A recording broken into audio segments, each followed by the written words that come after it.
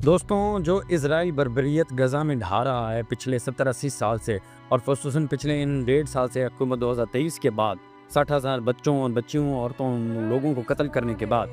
یہ مجھے black mirror season 3 کے ایپیسوڈ 5ویں دا مین اگینسٹ فائر کی یاد دلاتا ہے۔ یہ ایپیسوڈ دوستوں دکھاتا ہے کہ کس طرح ایک نیورل امپلانٹ، جسے ماس کہا جاتا ہے، جسے ملٹری آگمنٹیشن سپورٹ سسٹم کہا جاتا ہے، وہ ایک نیورل نیٹ ورک، ایک نیورل ٹرانسمیشن کے تھرو سولجر کی برین کے اندر امپلانٹ کر دیا جاتا ہے، جس کے بعد دکھایا جاتا ہے کہ جب بھی وہ سولجرز باہر جاتے ہیں کسی بھی آپریشن کے اوپر، تو انہیں کچھ زومبیز کو کل کرنا ہوتا ہے، اور ان زومبیز کا نام رکھا جاتا ہے روچز۔ وہ روچز ہوتے ہیں، اور روچز ایک زومبیز کی سی شکل سے ہوتے ہیں، اور انہیں ہر دفعہ کہیں نہ کہیں جا کر باہر قتل کیا جا رہا ہوتا ہے۔ اندر ایک سیف سٹی ہوتی ہے، اور سیف سٹی کے باہر رہنے والے لوگ روچز ہوتے ہیں۔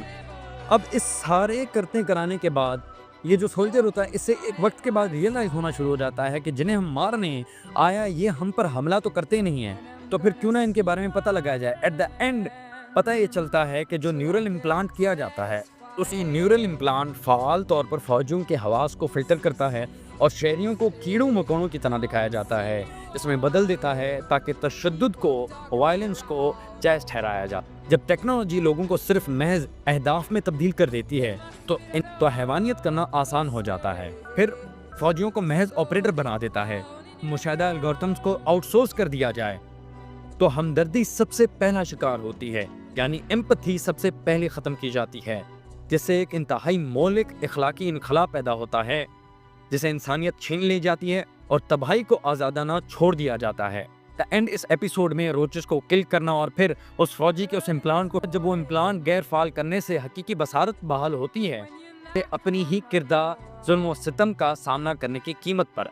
یوں ٹیکنالوجی جو حفاظت کا وعدہ کرتی ہے، کبھی کبھار ہمارے ضمیر کے خلاف سب سے بڑا خطرناک ہتھیار بھی بن جاتی ہے۔ دوستوں، مین اگینسٹ فائر بلیک میرر کا سیزن آج کی غزہ کی صورت اور اسرائیل کے اے آئی آرٹیفیشل انٹیلیجنس کے تھرو بچوں کو ٹارگٹ کرنا، انہیں روچز دکھانا، انہیں کیڑے مکوڑوں کی طرح مارنا، بات یہ ہے کہ کس طرح سوچ رکھتے ہیں۔ اور اب وہ جس طرح ایران کے اوپر چڑھائی کر رہے ہیں، یہ بھی بات ثابت ہو چکی ہے کہ وہ ہمیشہ ہیومنز کو کہ عام کیڑے مکوڑے سمجھتے ہیں، اور یہ میں نہیں بلکہ ان کی اپنی اسکرپچرز کہتے ہیں، ان کے اپنی ہولی اسکرپچرز میں ہی لکھا ہوا ہے۔ یہ خود مانتے ہیں کہ ہم چوزن ون ہیں، اور دنیا کے دوسری ساری جتنی بھی آبادی ہیں وہ ایک کیڑے مکوڑے ہیں، ہم انہیں مار دیں گے، زائنسٹ یہودی جتنے بھی ہیں۔ یہ ایپیسوڈ بڑا ہی باریک طریقے سے آپ کو بتاتا ہے کہ کس طرح